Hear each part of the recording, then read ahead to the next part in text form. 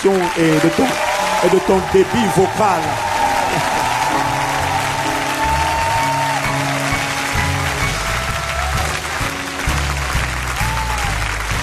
Je ne sais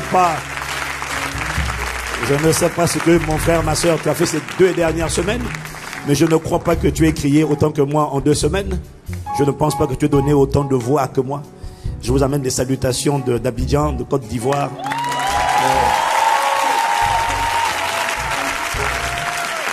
Et je me suis rendu le lundi dernier, après avoir fait 3 cultes le dimanche, parti le lundi à la première heure, et commencer la conférence Pâques le mardi soir, et le mercredi matin, et le mercredi soir encore, et rentrer le vendredi matin pour la veillée des hommes d'impact.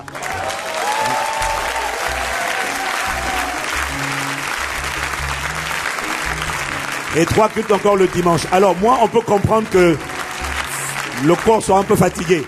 Mais toi, le ciel ne comprend pas, Dieu ne comprend pas, les anges ne comprennent pas. Personne ne comprend.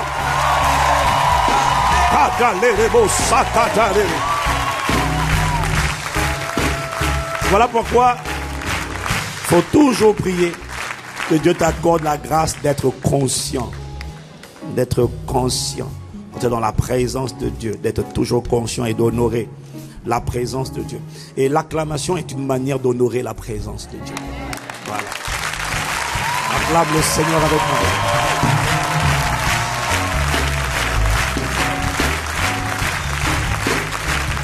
Quelqu'un dit gloire. Quelqu'un dit gloire. Quelqu'un dit gloire. Quelqu'un dit gloire. Quelqu'un dit gloire. Quelqu'un dit gloire. Et en plus, je considère que normalement, j'aurais dû être à Abidjan. J'aurais dû être à Abidjan avec ma femme cette semaine. Mais bon, ça fait des années que je ratais un peu Pâques à Paris. Donc, j'ai eu à cœur de rester à Paris cette fois-ci. Donc, j'ai demandé la route à Abidjan. J'ai demandé de me libérer. On m'a libéré. Et donc, bénis Dieu quand même, parce que nous aurions pu être ailleurs. Sinon, je reprends mon avion.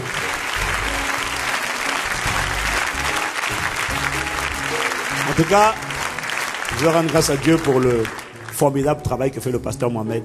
Je vous assure. C'est impressionnant comment on est en phase, on est dans la même dynamique.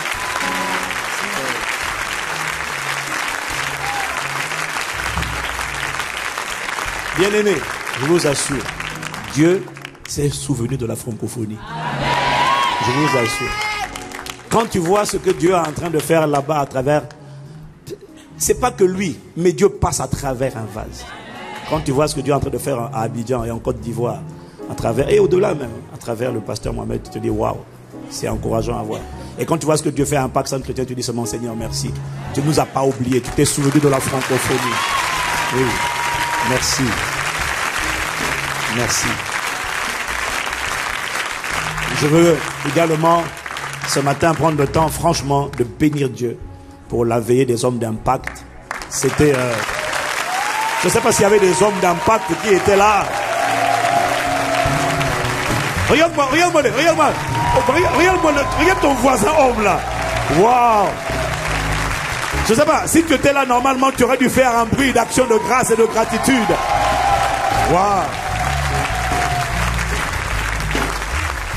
Nous sommes très enthousiastes par rapport à ce que Dieu est en train de faire. Les femmes ne réalisent pas que les hommes sont la cible numéro 1. Parce que les hommes sont la fondation, ils sont les fondements, ils sont les sources. La femme est la ressource, l'homme est la source. Et le diable sait que si tu pollues la source, la ressource va être affectée. Et voilà pourquoi les hommes sont la cible numéro 1. Et voilà pourquoi les hommes sont les plus pressés. Les hommes sont les plus stressés, les plus pressés par la société, par les démons. Les prisons, c'est eux les premiers. Les suicides. L'espérance de vie est plus courte chez les hommes. Tout accable les hommes. Voilà pourquoi ce que je ressentais, c'est que il ne faut pas blâmer, culpabiliser les hommes. Il faut avoir compassion des hommes et porter les hommes. Et prier pour les hommes. Et qu'ils soient fortifiés. Si ton mari n'est pas au point, si ton frère n'est pas au point, si ton père n'est pas au point, Arrête de l'accabler. Satan l'accable déjà. Satan l'accuse déjà. Cet homme aurait voulu être un héros. Il n'arrive pas à être un héros. Il est déjà rongé par la culpabilité. N'ajoute pas à sa culpabilité. Prie, priez, intercédez. Mesdames, pour les hommes. Quelqu'un dit Amen. Et je bénis vraiment Dieu pour le message de dimanche dernier sur l'impact de la soif et comment la soif affecte l'après Saint-Esprit. Est-ce que quelqu'un a écouté ce message-là? Et notre frère Daniel qui est aumônier de prison, je vous ai parlé des soupirs des prisonniers. Il a prêché ce message-là en prison cette semaine. Mais il m'a dit que les prisonniers avaient soif de Dieu. Ils étaient assoiffés de Dieu. Ils étaient assoiffés. Je dis waouh. Je dis appelle Daniel, que Dieu te bénisse. Parce que dans les prisons là-bas, ils ont besoin de soupirer après Dieu. Afin que quand Dieu fait grâce et qu'il sorte de prison, il soit changé en un autre homme, en d'autres personnes. Oh, quelqu'un me dit Amen. La soif, c'est le désir, c'est le soupir. Et c'est légitime et c'est biblique d'avoir soif de Dieu. J'ai pas entendu ton Amen. Quand j'enseigne quelque chose, je n'ai jamais enseigné ce que le Saint-Esprit ne m'a pas enseigné. Quand je t'enseigne quelque chose par la grâce de Dieu, du moins jusqu'à aujourd'hui, c'est vrai. Parce que je l'ai entendu et il a dicté. Et je vois les résultats. J'ai un couple qui ne s'entendait pas, qui se marchait toujours dessus. Madame gueulait le mari, toujours impoli. Monsieur qui, toi tu es une sorcière, toujours en train lui aussi de la rabaisser. Elle est en train de se défendre. Et j'ai reçu un message récemment, la semaine dernière. Ils me disent, mais c'est incroyable, tout va bien, tout a changé. Mais je n'arrive plus, j'ai tout oublié, j'ai tout pardonné, Et moi je lui demande, mais qu'est-ce qui t'est arrivé? Elle me dit, c'est la soif, c'est la soif, c'est la soif. La soif qui a été réorientée pour devenir une meilleure personne. Hier, j'avais soif de voir mon mari changer. Maintenant, j'ai soif que Dieu me change moi-même. Et c'est ça qui a fait la différence. Waouh. Waouh, nous sommes reconnaissants. Oh, mais quelqu'un me dit un meilleur amen. En tout cas, mesdames, mes frères, hommes d'impact, je vous assure, la francophonie va avoir l'émergence d'une génération d'hommes qui deviendront des héros, les héros que les familles attendaient, que la société attendait, des colonnes, des piliers dans la maison de Dieu et dans la société. Quelqu'un dit Amen. De toute manière, même si tu n'y crois pas, Dieu le fera. J'ai juste besoin de 2 hommes pour être d'accord. Et nous, on a compris que Dieu, quand tu vois un pacte chrétien, tu vois ce que Dieu est capable de faire juste lorsque 2 personnes minimum y croient. Et nous voici. La vision parlera. La vision parlera. Avant de vous asseoir, je voulais juste vous dire, vous encourager, nous tous, Église. Dans les prochaines semaines, on trouvera un bon moment. On veut vous faire un compte rendu de notre projet bâtisseur du royaume. Mais avant cela, attends d'abord, je veux vraiment nous encourager, Église, à poursuivre notre mobilisation financière. Parce que notre mobilisation financière nous donne de la crédibilité, elle nous donne du respect, elle nous donne du poids. Parce que quand tu veux parler avec les partenaires financiers, il faut que toi-même tu aies les finances. Parce que la vérité, vous savez, d'ailleurs, on dit toujours, on prête aux gens qui ont déjà. Et c'est biblique en fait, parce que Jésus a dit on donnera à celui qui a. Il sera dans l'abondance. À celui qui est broke, qui n'a pas, le peu qu'il avait, on va lui dire, les découvertes ont absorbé ce que tu avais. Donne ça. Vous voyez? Donc voilà pourquoi il faut que notre capacité. Alors on fera dans les prochaines semaines, on vous fera un peu un débriefing, mais on le fera au bâtisseur du royaume. Il y a des choses qu'on ne dit pas le dimanche, parce que le dimanche, tout le monde n'est pas forcément impliqué, concerné. Et donc, et puis dans le dimanche, il y a de tout, le dimanche. Il y a de tout. Mais tout le monde est bienvenu, mais il y a de tout. Donc on ne dit pas tout à tout le monde le dimanche. Donc c'est des informations qu'on va réserver à ceux qui se sont engagés à devenir des bâtisseurs du royaume. Parce que les bâtisseurs montrent qu'ils ont décidé de contribuer et qu'ils croient à la vision. Amen. Ok, même si tu ne dis pas Amen, c'est pas grave. Nous on continue de dire Amen et on acclame le nom du Seigneur. Merci.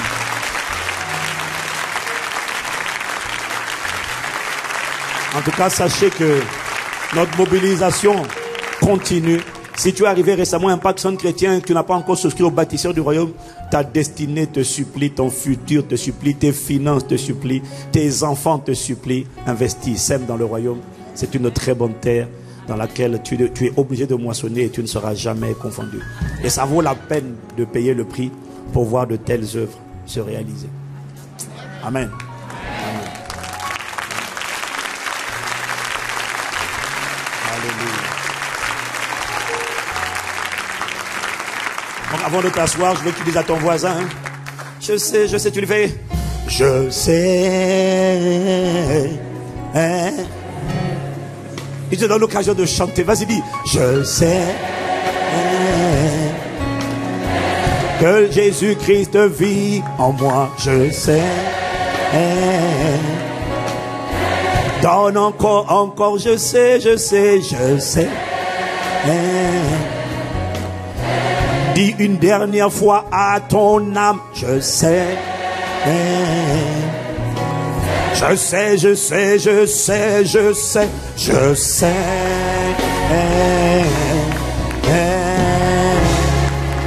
Acclame le nom du Seigneur si tu sais. Wow.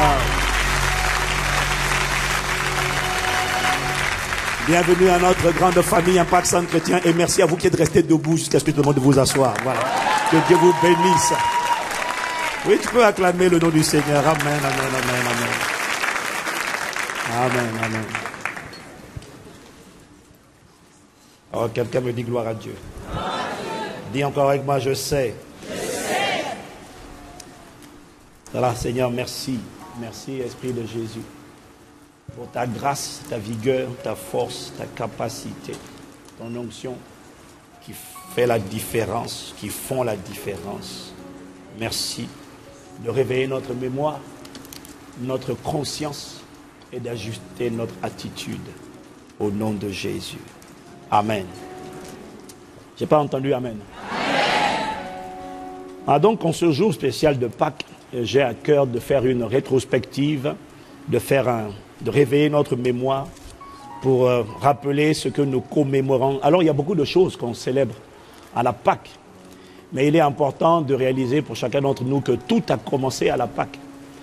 Et je me suis rendu compte également que tout le monde n'a pas toujours bien compris. Alors oui, c'est vrai, tu dis la résurrection de Jésus et tout ça. C'est bien de le dire, mais c'est encore mieux de comprendre et de rappeler ce qui s'est passé à l'intérieur de la Pâque et d'être conscient en permanence de ce qui s'est passé lors de la Pâque. Quelqu'un me dit Amen. Donc, je vais vous parler des 5 fêtes que l'on célèbre, de 5 fêtes que l'on célèbre à la Pâque. En réalité, il n'y en a pas que 5, il y en a plusieurs. Mais je ne peux pas tout redonner à cause de faute de temps, mais je vais essayer d'en aborder avec vous 5. Est-ce que quelqu'un me suit? Alors tout d'abord, je voudrais vous dire, bien aimé, que le premier point que je vais aborder, c'est que à Pâques, nous commémorons la plus grande démonstration visible de l'amour de Dieu. Je vais prendre le temps d'aborder ces 5 points tranquillement, calmement, parce qu'il faut vraiment que, au-delà d'entendre, que chacun de nous soit pleinement conscient de ce qui s'est passé à la Pâque. Parce que la vérité est que tout a commencé à la Pâque. Tout a commencé à la Pâque. Là, tu n'as pas dit Amen déjà. Tout a commencé à la Pâque. Notre vie en Christ a commencé à la Pâque. L'exode a commencé après la Pâque. L'exode, en fait, a commencé à la Pâque. Donc, quand tu vois la Pâque juive, dans la Pâque juive, a commencé à Exode chapitre 12. Et c'est là que Dieu dit au peuple d'Israël de préparer, d'immoler et de manger la Pâque. Et juste au même moment, juste après la Pâque, c'est là qu'il y a eu l'exode véritable, c'est-à-dire migration de population, la migration de ceux qui appartenaient à Dieu, le peuple que Dieu s'était choisi, qui a été délivré de l'emprise de Pharaon et qui a été conduit par Dieu et par son ange dans le territoire appelé Canaan. Donc en fait, la Pâque a été le commencement de l'exode. Et tu vas te rendre compte que ça, c'était la Pâque juive, c'était que l'ombre des choses à venir, parce que la véritable Pâque, ce n'est pas la Pâque juive, la véritable Pâque, c'est la passion de Christ, c'est ce que Jésus a accompli à la croix du Calvaire. J'ai pas entendu? Et de la même manière que lors de la Pâque juive qui était l'ombre des choses à venir, la Pâque a déclenché l'exode des populations. Le peuple de Dieu a été racheté. De la même manière, la Pâque, on célèbre la Pâque parce que cette Pâque, la Pâque véritable, la Pâque chrétienne, a été l'occasion d'un exode. Mais cette fois-ci, c'était pas un exode physique, mais c'était un exode spirituel, invisible. Il y a eu un transfert de population. Ceux qui sont ressuscités avec lui ont été transférés des ténèbres à la lumière, de la puissance de Satan à Dieu. C'est ça l'exode. Nous sommes ressuscités avec lui et nous avons été délivrés, ressuscités et transférés dans un autre royaume. C'était l'exode. Donc, à Pâques, je disais, nous commémorons la plus grande démonstration visible de l'amour de Dieu. Jean 3,16. Jean 3,16, car Dieu a tant aimé le monde qu'il a donné son Fils unique afin que quiconque croit en lui ne périsse point, mais qu'il ait la vie éternelle. Nous savons tous que Jean 3,16 a été prophétisé au début du ministère de Jésus, mais Jean 3,16 s'est véritablement accompli à la croix, c'est-à-dire à la Pâque. Toutes les religions nous parlent de l'existence d'un Dieu. Toutes les religions nous parlent de l'existence d'un Dieu, mais les religions présentent souvent un Dieu sans miséricorde, un Dieu austère, un Dieu qui va te sauver en fonction de ton mérite. Ça, c'est le Dieu présenté par la religion. On va peser sur la balance le bien et le mal que tu as fait. Les religions nous présentent un Dieu guerrier, un Dieu violent, un Dieu qui réclame du sang en permanence, un Dieu qui méprise et qui est dur, méchant envers les femmes et complaisant envers les hommes. Un Dieu qui dit à la femme, toi, couvre-toi, toi, comme ça, comme ça, comme ça, c'est à cause de toi. Un Dieu qui lapide la femme et qui encense les hommes. Laisse-moi te dire une chose, ce n'est pas le Dieu du Nouveau Testament, ce n'est pas celui que Jésus est venu révéler du tout. Alors, et c'est pour ça que beaucoup de gens, de plus en plus, beaucoup de religieux sont en train de quitter la religion. Beaucoup de personnes là, dans des pays là, au Moyen-Orient sont en train d'abandonner parce que beaucoup en ont marre de voir, mais ça c'est quelle idéologie, ça c'est quel Dieu. Et beaucoup sont en train de sortir de là en silence, sauf qu'ils sont persécutés. Mais en fait, les gens en vérité cherchent pas juste un Dieu, un créateur. Les gens cherchent, les gens se posent la question, est-ce qu'il existe, pas un Dieu, mais est-ce qu'il existe vraiment un Dieu d'amour, un Dieu de bonté, un Dieu de miséricorde, un Dieu de compassion? Et si Dieu existe, où est la preuve de son amour? Ben laisse-moi te dire une chose, mon frère, ma soeur, c'est que Pâques est la réponse à cette question concernant la démonstration de l'amour de Dieu. Et Dieu a démontré son amour, non pas avec des mots en disant « je t'aime », mais en donnant ce qu'il avait de plus cher. Dieu le Père a accepté de donner Dieu le Fils. Et laisse-moi te dire à propos de Dieu le Fils, Jésus le Christ n'a pas été assassiné. Il a donné sa vie de lui-même, par amour pour toi et pour moi, par amour pour l'humanité. Pâques démontre que Dieu est amour. Romains chapitre 5. Verset 8 nous dit, mais Dieu prouve son amour envers nous, en ce que lorsque nous étions encore des pécheurs, Christ est mort pour nous. Donc, depuis la passion de Christ, depuis la Pâque, tu n'as plus le droit de demander, oui, mais est-ce que Dieu m'aime? Si Dieu m'aime, pourquoi il permet cette épreuve? Tu n'as plus le droit de poser ce genre de questions. Depuis la Pâque, Dieu t'a montré qu'il t'aime, qu'il nous aime, car Dieu a tant aimé le monde qu'il a donné son Fils unique. Depuis la Pâque, tu n'as plus le droit de questionner l'amour de Dieu pour l'humanité, parce que Dieu a donné ce qu'on pouvait donner de plus cher, c'est-à-dire lui-même.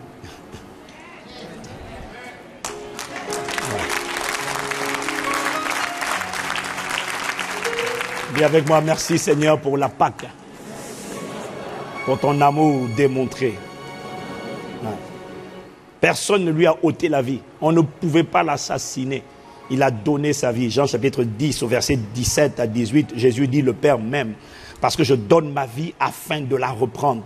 Personne ne me l'ôte, mais je la donne de moi-même. Si on l'a arrêté, c'est parce qu'il a accepté. Il savait qu'il allait être arrêté. Et comme il savait, quelqu'un qui sait que Judas arrive et qui reste dans le jardin, ça veut dire qu'il a décidé de se laisser prendre. Je n'ai pas entendu ton amen. Parce que s'il voulait fuir, il sait, parce qu'il savait. Le Saint-Esprit lui montre que Judas arrive, il voit la scène. S'il reste là, ça veut dire qu'il a décidé il a dit maintenant c'est le temps. Il a dit d'ailleurs, c'est l'heure des ténèbres, profites-en. Profites-en, Satan. C'est un moment, juste un instant. Profites-en. Ça va pas durer longtemps, ça va durer maximum 3 jours. Profites-en. Oh, mais quelqu'un me dit Amen. Oh. Dis-moi un meilleur Amen encore. Et là, je vais prendre, sur mon point, c'est le point 5, mais je vais mettre ça en point 2.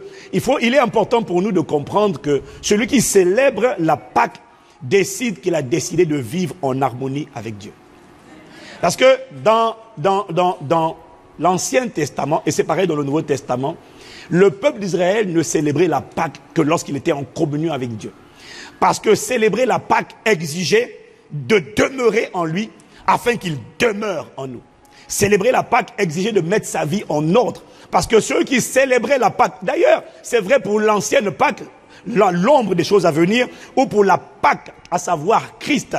La Bible dit dans 1 Corinthiens chapitre 5, versets 7 à 8, 1 Corinthiens 5, versets 7 à 8, faites disparaître le vieux levain, afin que vous soyez une pâte nouvelle, puisque vous êtes sans levain, car Christ, notre Pâque, a été immolé. Dis avec moi, Christ, notre Pâque.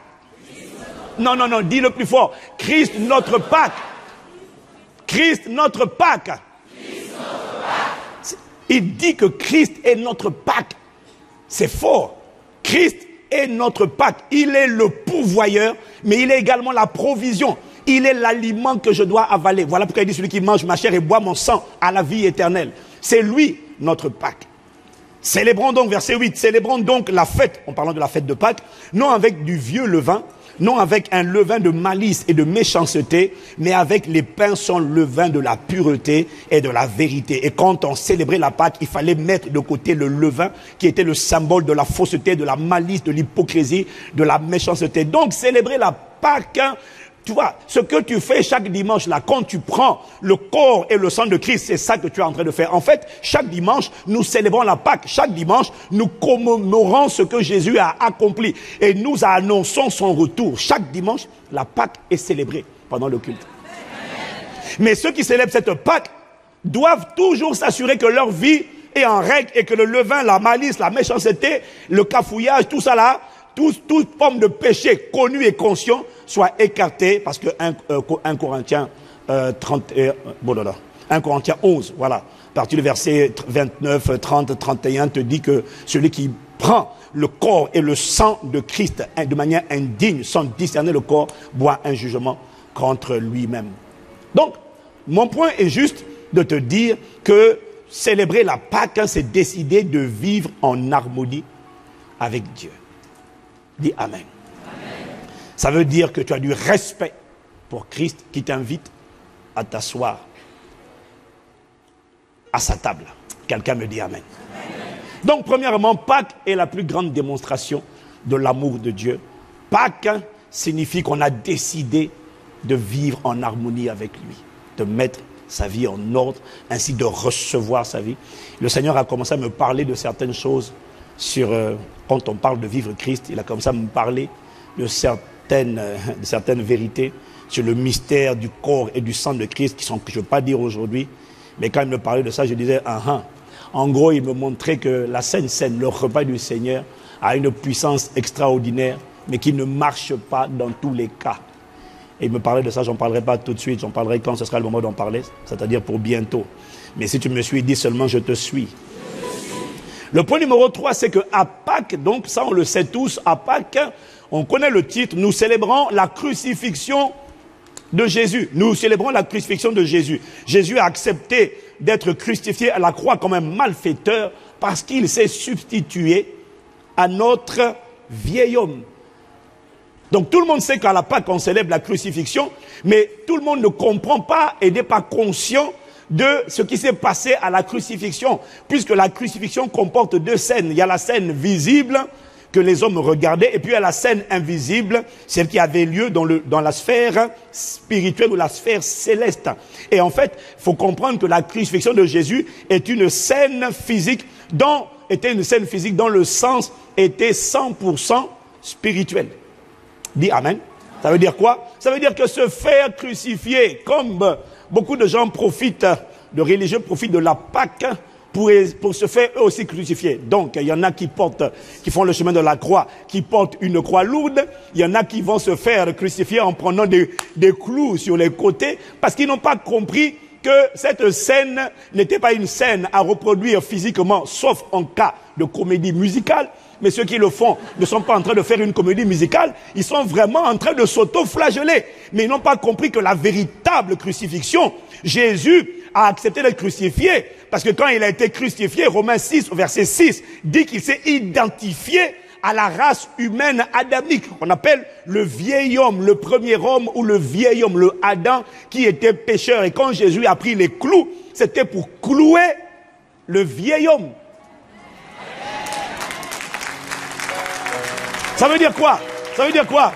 Si tu prends des clous, si tu vas à la maison, tu prends un marteau avec des pointes et tu mets les pointes, tu piques, tu te perces toi-même. Aïe, je suis en train de vivre la crucifixion. Mais que ton vieil homme, celui qui te pousse à pécher, n'est pas crucifié, que ta chair n'est pas crucifiée, et que tu ne t'es pas dépouillé de ton vieil homme pour revêtir l'homme nouveau et marcher en nouveauté de vie. Si tu mets des clous sur ta main, mais que tu es encore rempli d'impudicité et des œuvres de la chair, tu perds ton temps, tu es en train de pratiquer un acte religieux qui n'a aucune valeur devant Dieu, parce que la véritable crucifixion, c'est celle du vieil homme.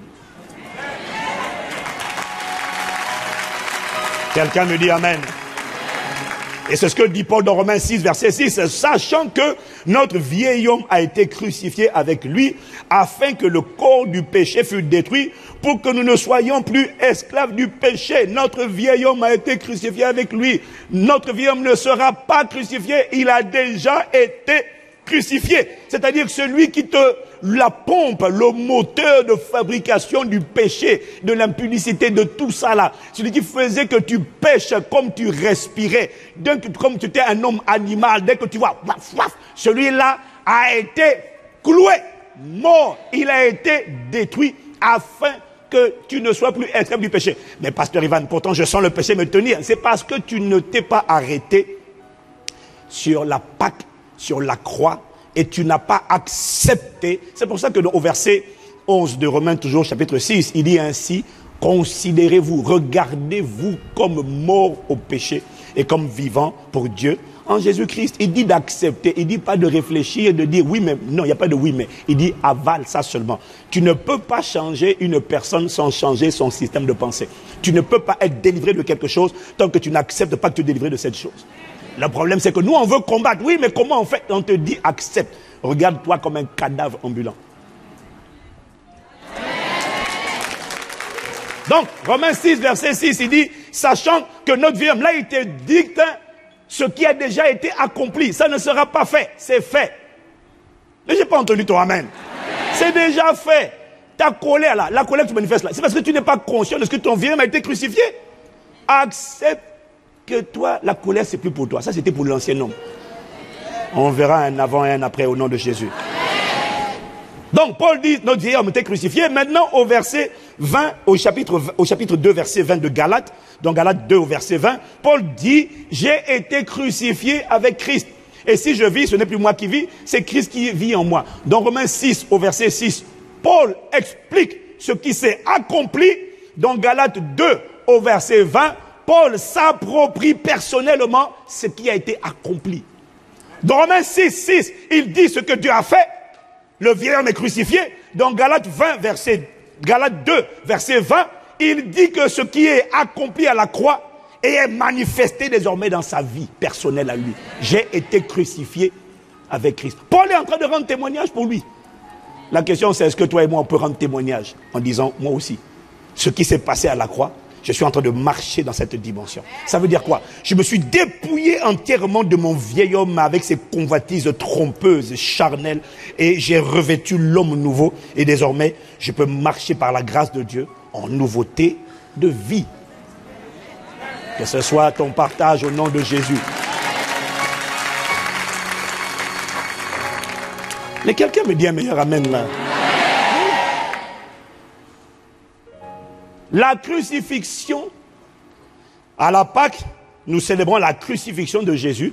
Et je vous ai dit, donc, à la croix, non seulement le vieil homme a été crucifié, mais nous avons déjà dit, et je le rappelle encore aujourd'hui, vous savez, il y a toujours de nouveaux venus à l'église, ça c'est un, et puis il y a toujours des cocobards qui ont oublié.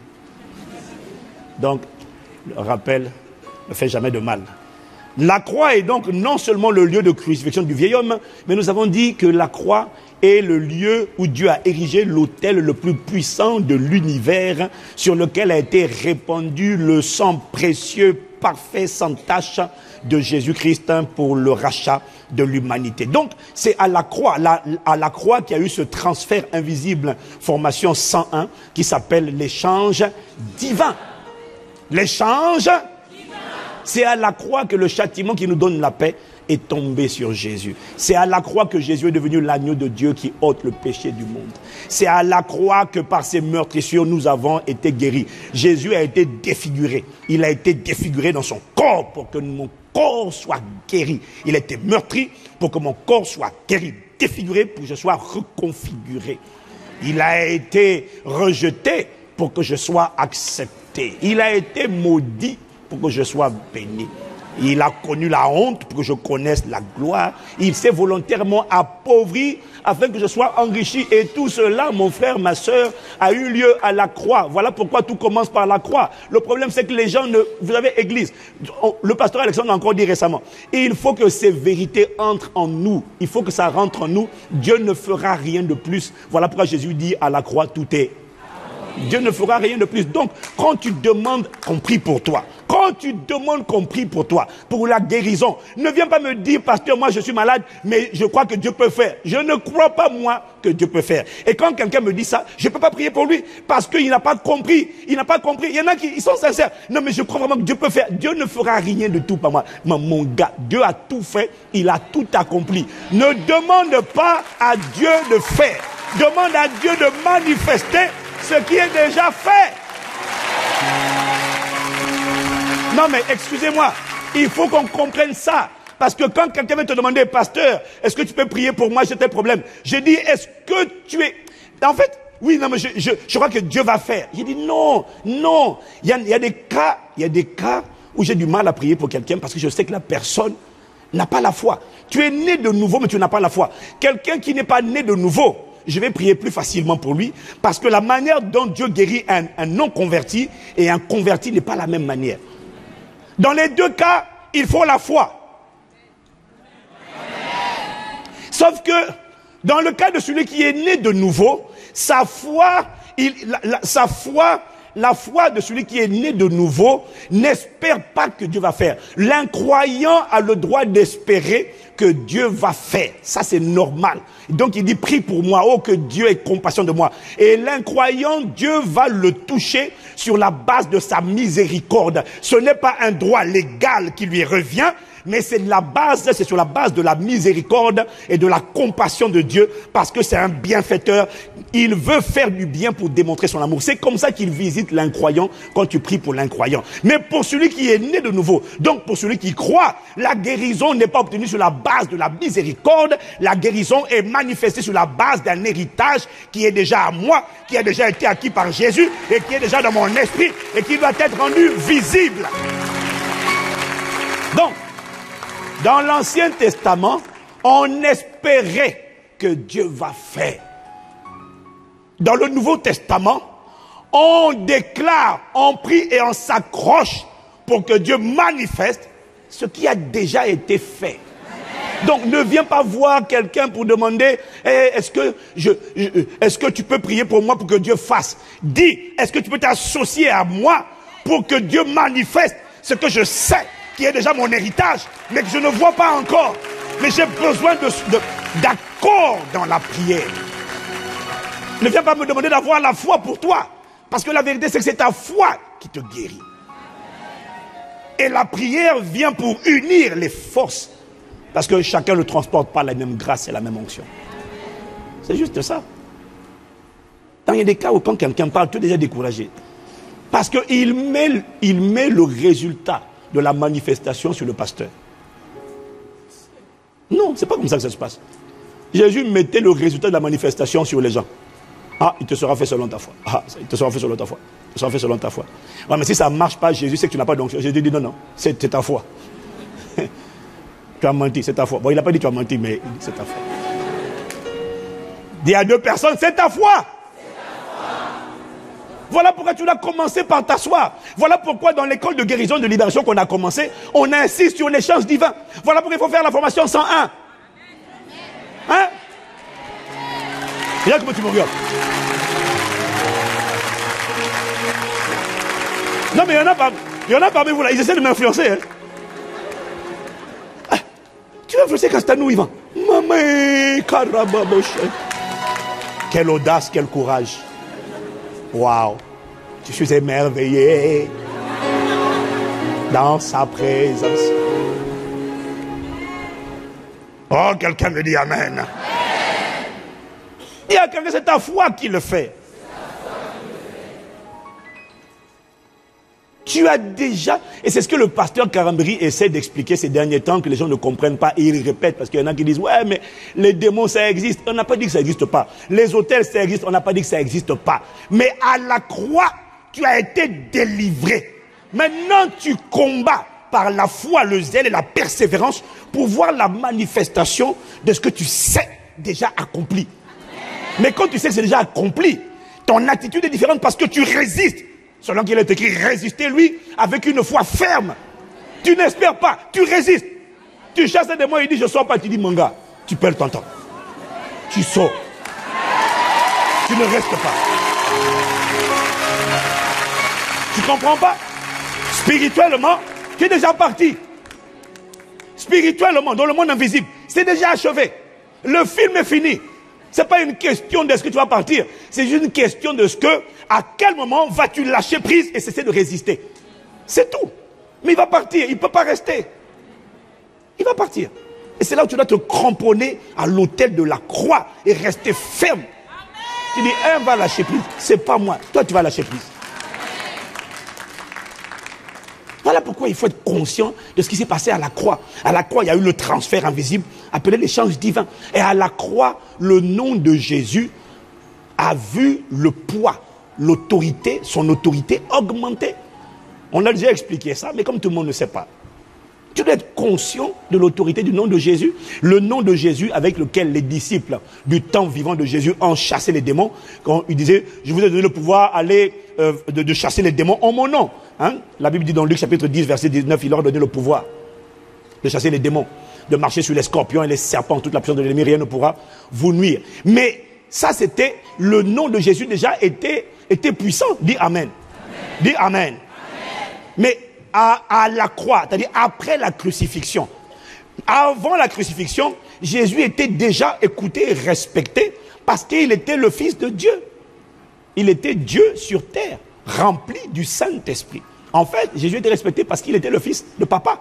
Mais après la crucifixion, on l'a déjà vu, le nom de Jésus a vu son poids, son autorité, sa consistance augmenter. Pourquoi? Parce que à la crucifixion, Jésus, par l'offrande de sa vie, a renoncé à ses attributs divins. Il a renoncé à être Dieu. Il était déjà Dieu, nous dit Philippiens chapitre 2, versets 6 à 8. Il était déjà Dieu, il était déjà 100% Dieu. Il n'a pas regardé son égalité avec Dieu comme étant une proie à arracher, mais il s'est dépouillé lui-même en prenant une condition de serviteur, en devenant semblable aux êtres humain, reconnu comme un simple homme, il s'est humilié lui-même en faisant preuve d'obéissance jusqu'à la mort même, la mort sur la croix. Les anges essayaient de plonger les regards. Comment la parole de Dieu faite chair, comment sa majesté, celui qui a créé, lorsque Dieu dit au commencement que la lumière soit, et la lumière fut, la parole qui était en mouvement depuis le commencement, comment cette parole peut accepter d'enfiler un vêtement humain, quitter sa divinité, rentrer dans un vêtement humain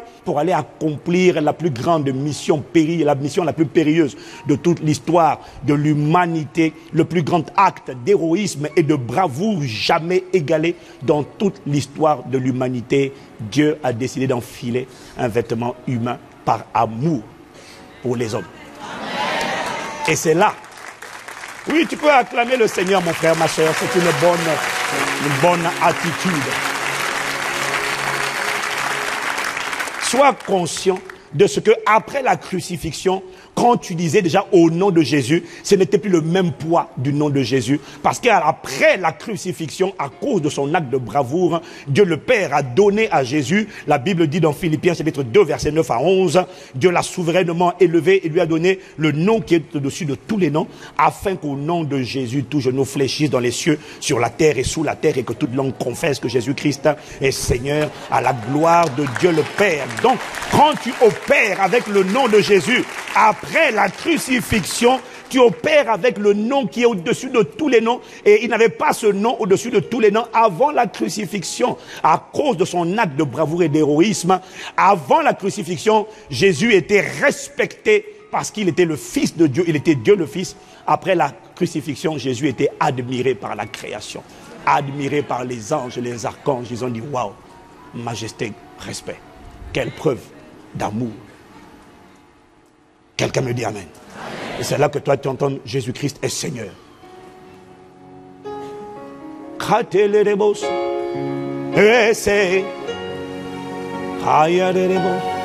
Il est sorti du tombeau, il est. Dans ma vie désormais, je déclare que tout genou fléchira, langue confessera que merci de ce que ce cantique a retenti à la crucifixion. Chez les babos, est Seigneur.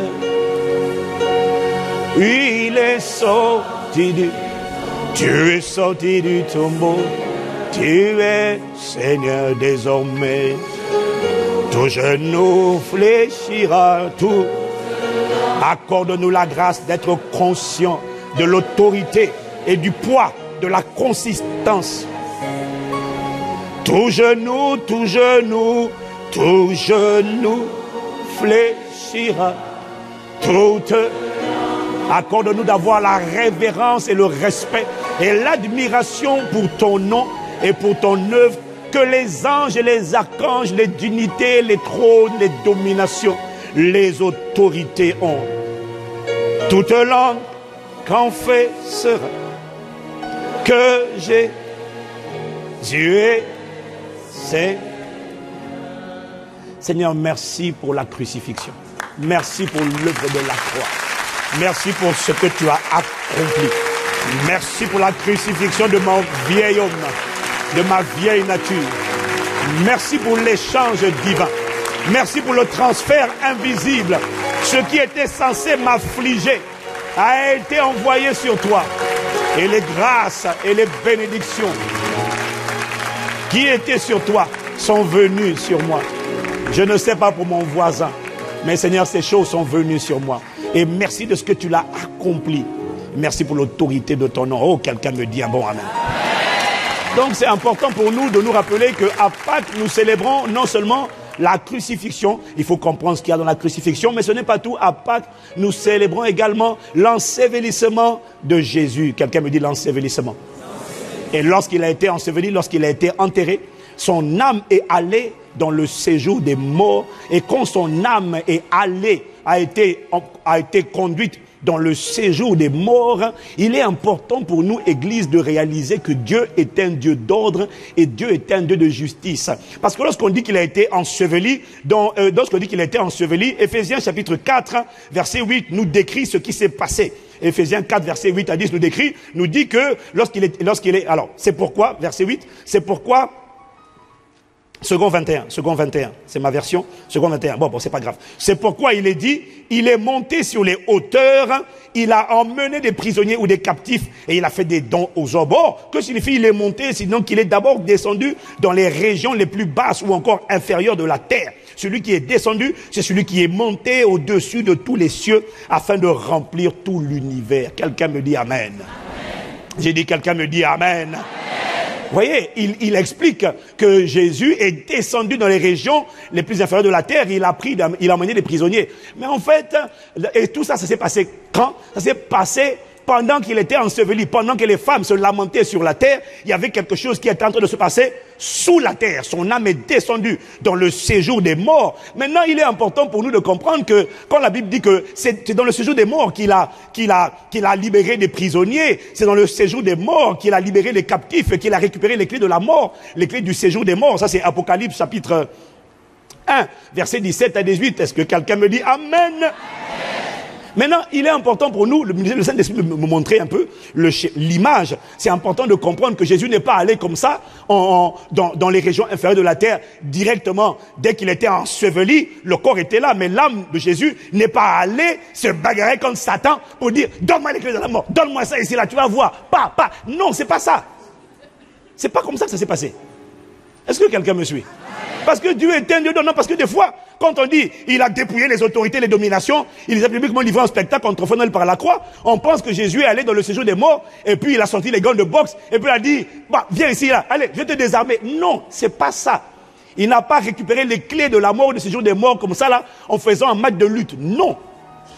La vérité, c'est que le monde spirituel, d'ailleurs, le monde naturel essaie de s'en inspirer.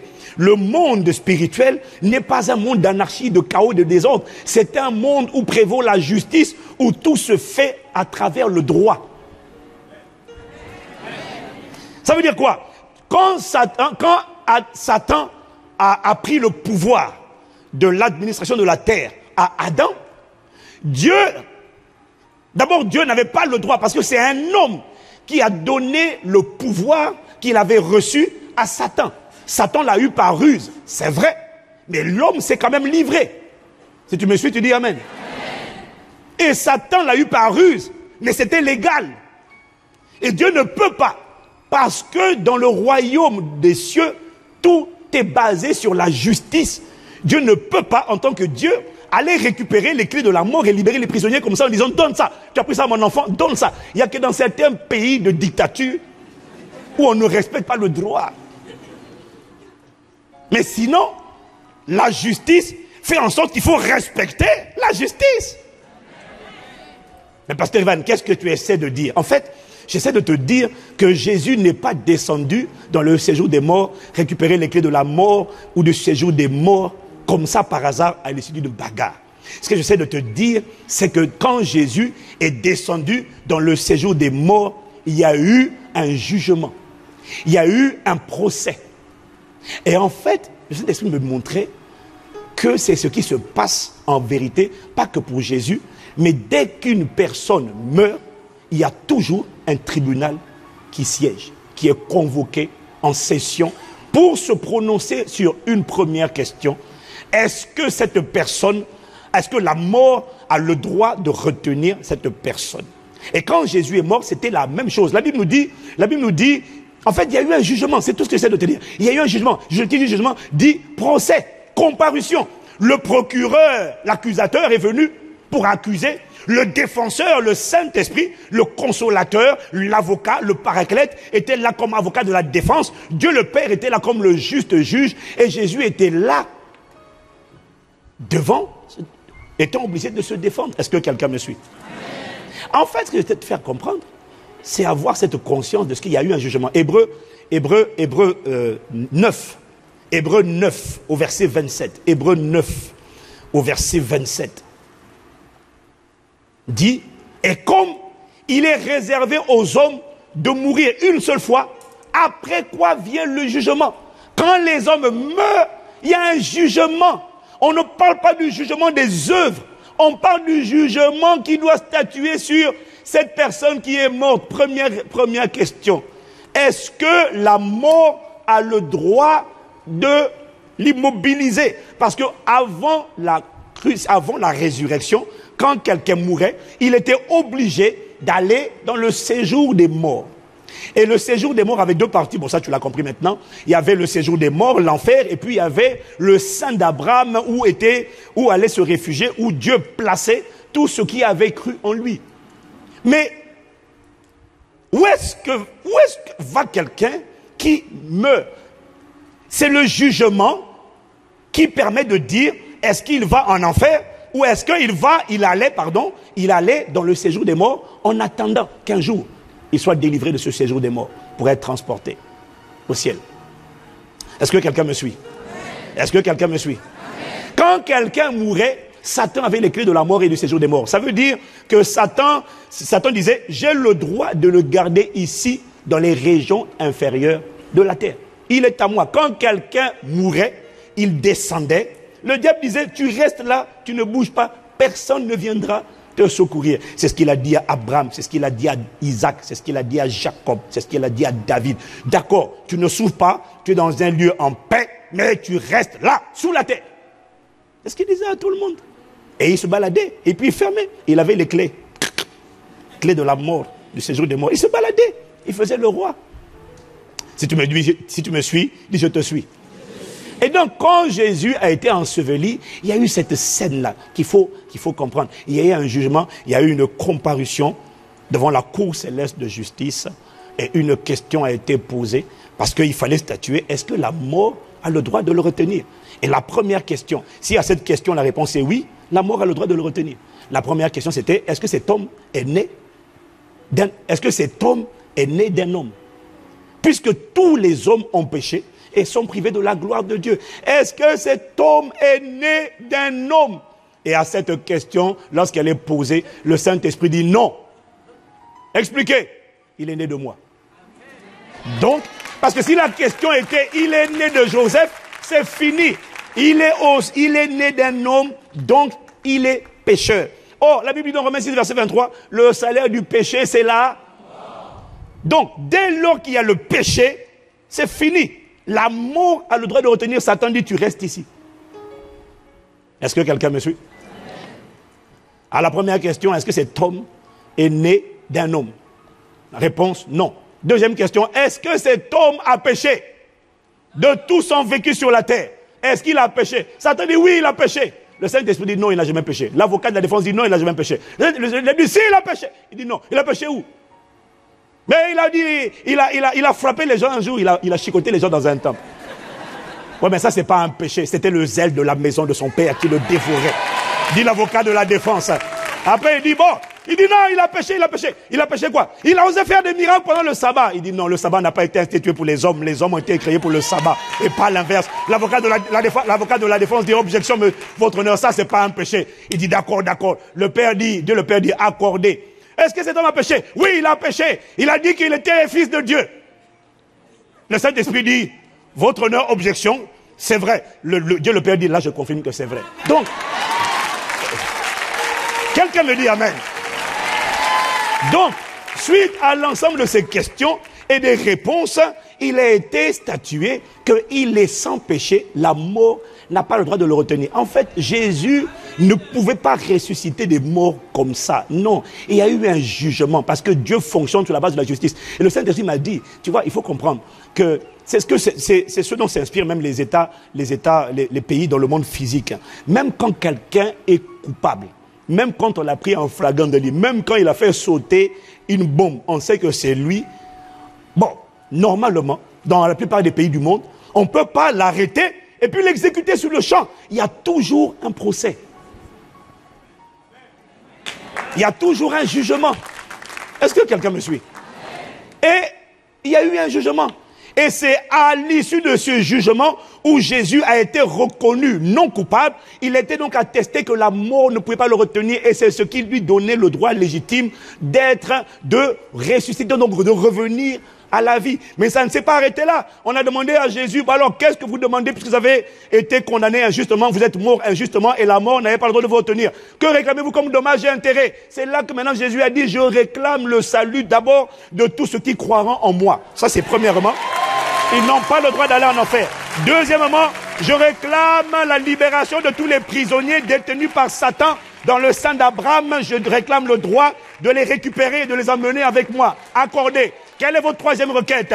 La troisième requête, c'est que c'est par un homme que le pouvoir de la terre a été volé par Satan. Et je réclame maintenant le droit de récupérer la domination de la terre qui n'a jamais été donnée aux démons, au diable. Quelqu'un me dit amen.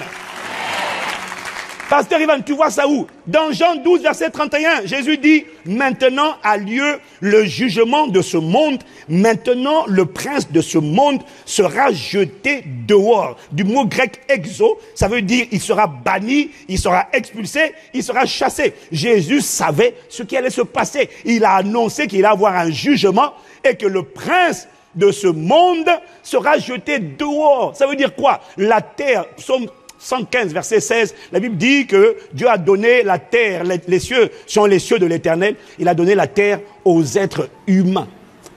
Quelqu'un me suit? Il dit Amen. Quelqu'un suit? Il dit Amen.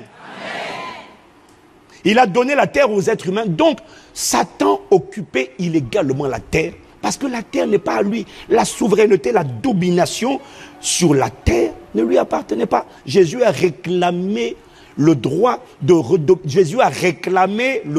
reprendre possession de toute la terre. Et laisse-moi te dire une chose, il a déjà repris possession. C'est fini. Il a déjà repris possession et c'est parce que c'est déjà fait que ça va se manifester. Parce que si la scène n'avait pas eu lieu dans l'invisible, elle n'aurait pas eu lieu dans le monde visible. Il régnera sur la terre au siècle des siècles. Le prince de ce monde a déjà été vaincu et a déjà été viré dehors.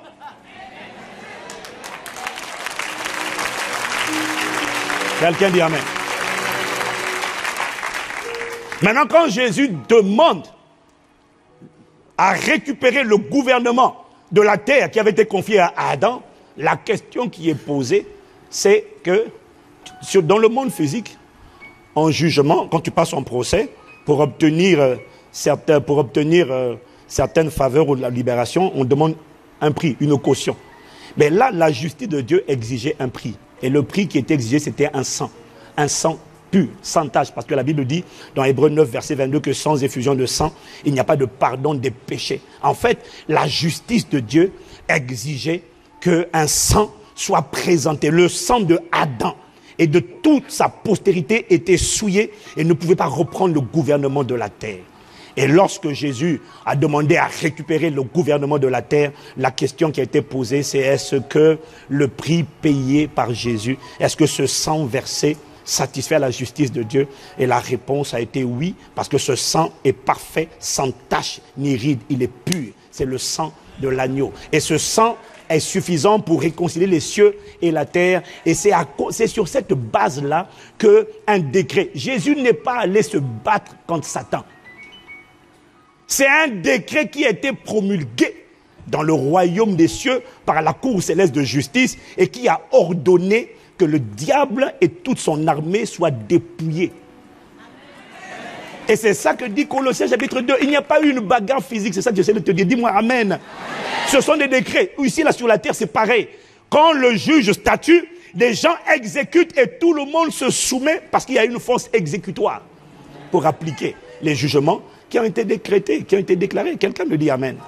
Et tout ça, ça a eu lieu pendant l'ensevelissement. Et c'est là, lorsqu'il était enseveli, qu'il a dépouillé les autorités, les dominations et les a publiquement livrés en spectacle, en triomphant d'elles, par la croix. Dis avec moi, il y a eu un jugement. Et Jésus a tout remporté. Quelqu'un dit Amen. Et c'est là qu'il y a eu l'ensevelissement. Et c'est seulement après ça qu'il est sorti du tombeau. Et quand il est sorti du tombeau, la Bible dit qu'il a emmené les prisonniers.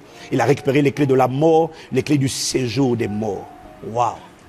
Quand tu médites dessus, oh, quelqu'un, oui, acclame.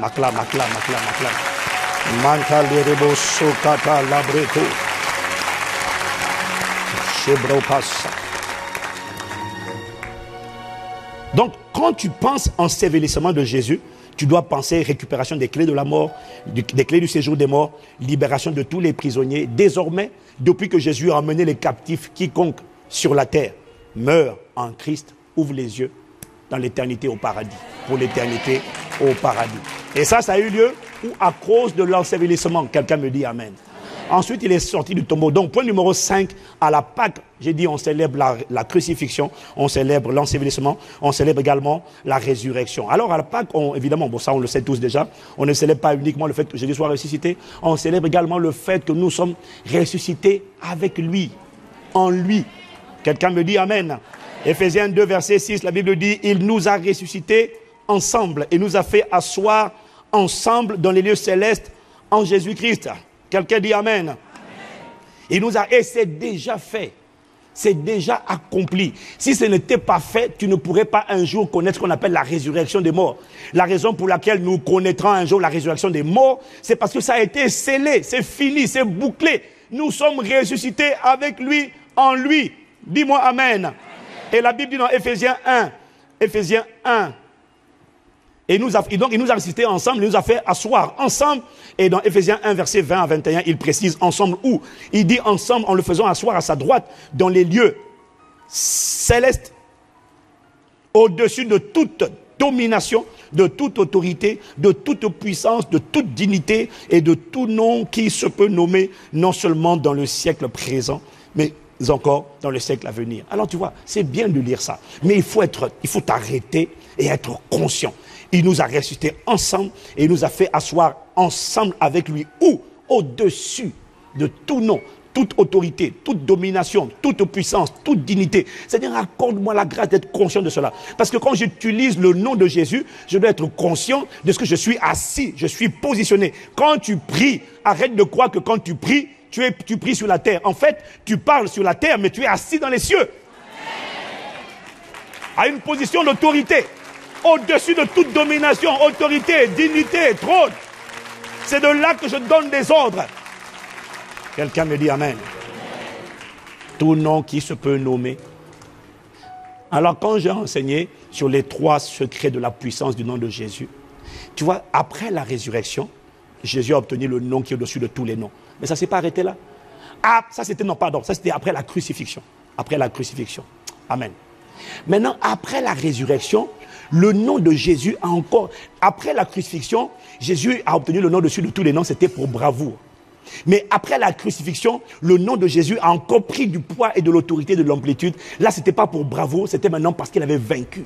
Il a vaincu la mort, le monde, le péché, le séjour des morts. Il a vaincu la mort, il a vaincu les dominations, les autorités. Et là, il est devenu vainqueur des vainqueurs, champion des champions de l'univers et de l'éternité. Donc, quand tu utilises le nom de Jésus, mon frère, souviens-toi, ma soeur, souviens-toi, quand tu dis au nom de Jésus, tu dois être conscient de ce que tu es en train de dire de la part de Jésus. Quand tu dis de la part de Jésus, tu dois arrêter de dire ça trop vite. Calme-toi, doucement. Chut, réfléchis, pose-toi au nom de Jésus. C'est pour ça que de moins en moins, j'aime dire ça trop souvent.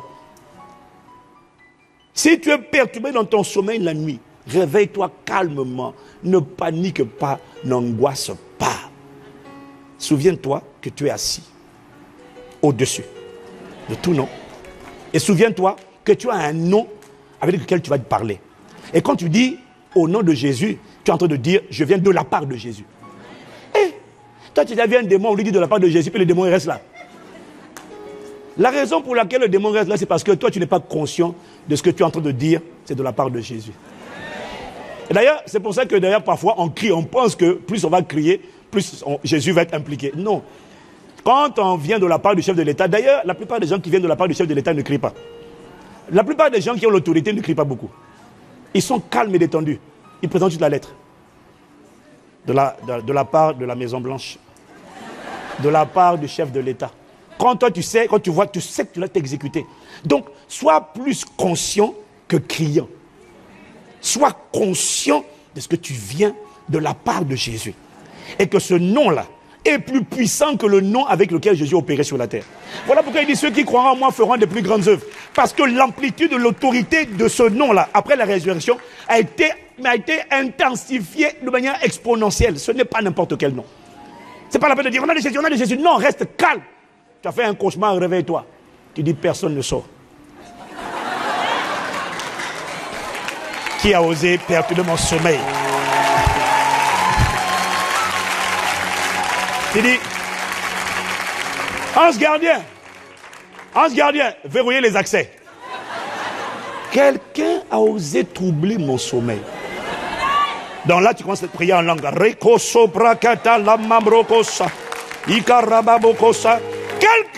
essayer de m'étrangler dans mon sommeil. Imraka sobrekete lababrokos. Imarabokos c'était les babaoui. Imakata rebo shaka ramaikate. Quelqu'un vient d'essayer de me faire manger un repas. Aïe! Cochon la baïka. Choubrikate libo. Fermez les portes. Chomandele rebo sakata. Tu fais de l'exercice.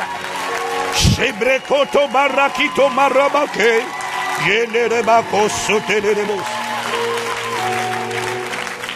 Maintenant tu dis, toi qui es venu perturber mon sommeil, quelle que soit ton origine, ton grade, ton rang, ton titre, ta fonction, je viens contre toi au nom, donc de la part de Jésus. Et maintenant, je t'attrape par le cou, je te taille en pièces. C'est tout.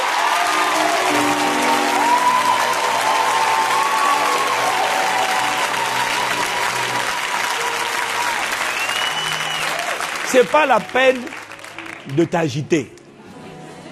Mais tu dois être... Vous voyez, il y a un niveau de conscience, de compréhension et de conscience qui te rend calme. Tu ne paniques pas. Tu restes calme. Arrête de t'agiter, reste calme. Tu as le nom de Jésus avec toi. Il est en toi. Il est avec toi. Il est sur toi. Les 3 dimensions. Avec toi, ça veut dire qu'il t'accompagne. Sur toi, ça veut dire qu'il t'a oint. En toi, ça veut dire que tu es son enfant. Il demeure en toi. Reste calme. Dis Amen.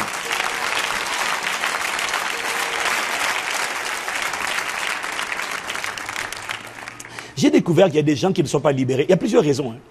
Mais il y a un niveau de foi. Quand tu ne l'as pas, c'est compliqué. Tu dois atteindre la dimension de la conscience de Christ.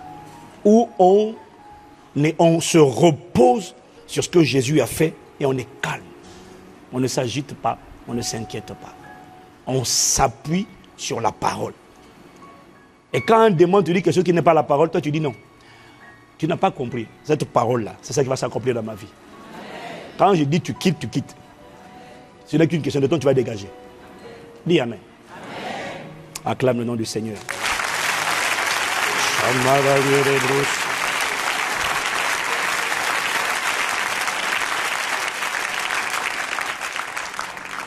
Seigneur, merci de ce que tu n'es pas seulement ressuscité, mais tu nous as ressuscités ensemble, avec toi.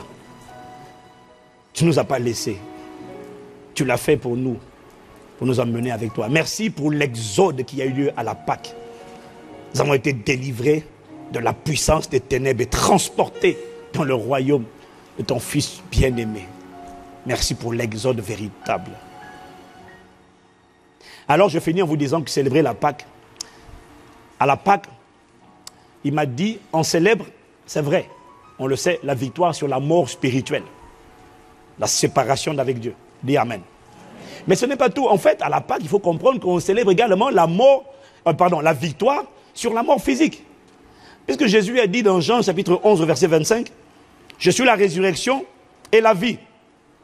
Celui qui croit en moi vivra quand même il serait mort. » Celui qui croit en moi vivra quand même il serait mort. Pourquoi? Je suis la résurrection et la vie. C'est pour ça que l'Église, nous ne devons pas parler comme ceux qui n'ont pas d'espérance.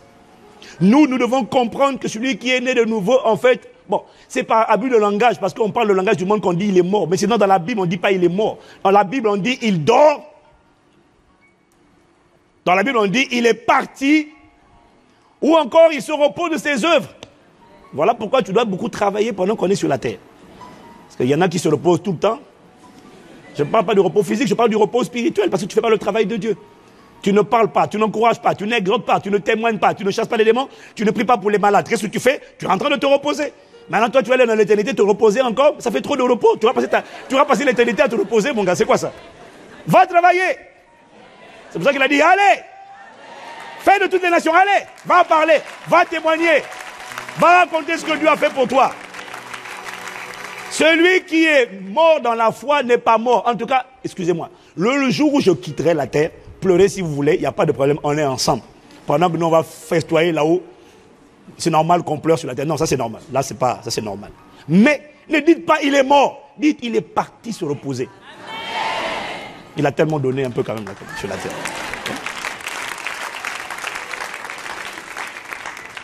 Depuis la résurrection, Jésus a dit, celui qui croit en moi vivra même s'il meurt. Et c'est ça que les martyrs, les croyants, les disciples avaient compris. C'est pour ça que quand on leur dit, on va te tuer, mais il sait qu'il ne va pas mourir. Il sait qu'il va continuer de vivre dans l'éternité. Voilà pourquoi ils préféraient renoncer à leur vie physique. Parce qu'ils savaient qu'en fait, ils ne mourraient pas. Quelqu'un dit Amen. Donc, je finis en vous disant, depuis la résurrection, tout né de nouveau n'a plus à craindre la mort physique. Et franchement, je ne sais pas pour toi, mais moi, c'est cette assurance-là que je ne troquerai, je ne changerai pour rien au monde. Cette assurance du salut. Cette assurance que non pas sur la base de ton mérite, mais sur la base de ta grâce. Car c'est par grâce que vous êtes sauvés, par le moyen de la foi. Ce n'est pas par vos bonnes conduites, vos bonnes œuvres, afin que personne ne se glorifie. Quelqu'un me dit Amen. Amen. Donc, tout né de nouveau n'a plus à craindre la mort physique. Bannis cette crainte de la mort physique. Mais désormais, en fait, il me disait, en mourant, en quittant la terre, tu peux dire à la mort physique, je vais me reposer un peu de temps, mais ne t'inquiète pas, je reviendrai bientôt avec Jésus pour gouverner la terre au siècle des siècles. Autrement dit, toute personne qui meurt en Christ peut dire de manière détendue, de manière sérieuse, comme Terminator, I'll be back. Je reviendrai. Ne t'inquiète pas pour moi. Et ça, aucune religion ne te l'offre.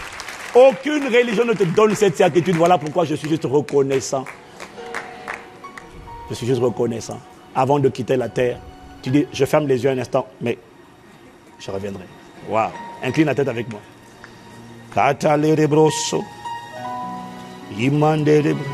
Je sais. Je sais, je sais, je sais. Merci pour la grâce de savoir, je sais. Merci de ce que tu vis en moi, je sais. Je suis ressuscité avec toi, je sais. J'ai été crucifié avec Christ, je sais. J'ai été enseveli avec Christ, je sais. Ton amour a été démontré, je sais. Merci, merci de ce que je sais, je sais. Oh, merci de ce que je sais. Le Saint-Esprit rend témoignage à mon esprit de ce que je suis enfant de Dieu. Je sais. Merci pour ce que tu as donné ta vie. Dans sang versé pour ma rédemption. Dans sang versé pour me sauver. Je sais. Accorde-moi de méditer et d'être conscient du contenu de la crucifixion, d'être conscient de ce qui s'est passé lors de l'ensevelissement, d'être conscient de ce qu'en Christ nous avons vaincu les autorités et les dominations, publiquement livré un spectacle en triomphant d'elle par la croix. J'étais déjà en toi quand tu le faisais. Merci pour ce que tu as accompli. Merci pour le sang versé. Merci, merci, merci, merci, merci. Merci. Peux-tu prendre juste quelques secondes pour élever la voix, juste dire merci et méditer. Méditer. Seigneur, accorde-moi la grâce d'être conscient de cela. Accorde-moi la grâce, accorde-nous la grâce de valoriser. De valoriser le prix payé, le sacrifice consenti. Accorde-nous de valoriser. D'être conscient de la puissance et de l'autorité du nom que tu nous as donné, le nom de Jésus.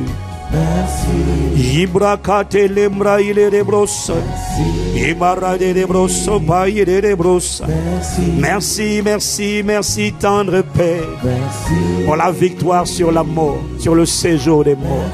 Nous ne l'avons pas mérité, mais nous savons, au plus profond de nous, nous savons, parce que le Saint-Esprit rend témoignage à notre esprit. Nous savons. Nous savons que celui qui croit en toi ne mourra pas. Quiconque croit en toi vivra même s'il meurt. Parce que tu es la résurrection et tu es la vie. Merci pour le don de la vie éternelle. Merci pour ton amour qui a été manifesté. Accorde-nous chaque jour. Accorde-nous chaque jour la grâce de respecter, la grâce de ôter, de débarrasser nos vies du levain de la malice, de la méchanceté, de l'hypocrisie, de la fausseté, du péché. Accorde-nous la grâce de marcher d'une manière digne de toi et être entièrement agréable. Accorde-nous la grâce chaque dimanche, lorsque nous communions à ta table, lorsque nous communions au corps et au sang de Christ. Accorde-nous la grâce de le faire en discernant et en respectant et en valorisant et en honorant le sang versé à la croix, la chair de Christ, son corps brisé pour nous, son sang versé pour nos péchés. Accorde-nous d'avoir le plus grand respect, la plus grande révérence. Et cela signifie mettre ta vie en ordre. Que tout péché connu soit écarté de ta vie, de crainte d'attirer un jugement. Parce que c'est une injure, c'est un manque de respect. Que de prendre la coupe et de manger le corps de Christ sans respect, sans discerner. Et Paul dit, c'est à cause de cela que parmi vous plusieurs sont morts. C'est pas à cause des démons, c'est pas à cause des esprits familiaux, c'est pas à cause des autels, c'est à cause de votre légèreté, de votre irrévérence et de votre respect. À cause de cela, plusieurs sont morts. Et certains, beaucoup, pas certains, mais beaucoup sont malades. Ils prient, pas de guérison. On commande, on impose les mains, on fait des onctions d'huile, pas de guérison. À cause du fait que vous mangez et vous buvez le sang de Christ, vous mangez sa chair sans respect, sans révérence envers Christ, votre Pâque qui a été immolé. Alors merci pour ce rappel. Augmente notre niveau de respect. Augmente notre niveau d'admiration pour l'acte de bravoure inégalé dans toute l'histoire de l'éternité et de l'humanité. Augmente notre niveau de gratitude pour le trophée remporté par Jésus à la croix. Champion des champions de l'univers et de l'éternité. Toi qui as vaincu la mort, le séjour des morts, l'enfer, le diable, les dominations, les autorités. Tu as vaincu le péché. Simplement, tu as vaincu. Honneur, louange et gloire à celui qui a vaincu. Et qui a fait de nous des plus que vainqueurs. Et qui a fait de nous des rois et des sacrificateurs pour Dieu son Père. Et qui nous fera régner avec lui au siècle des siècles. Nous te rendons gloire. Merci. Dans le nom de Jésus de Christ. Merci, merci, merci. Merci, merci, merci, merci. Merci Jésus. Merci Jésus. Merci. Merci Jésus.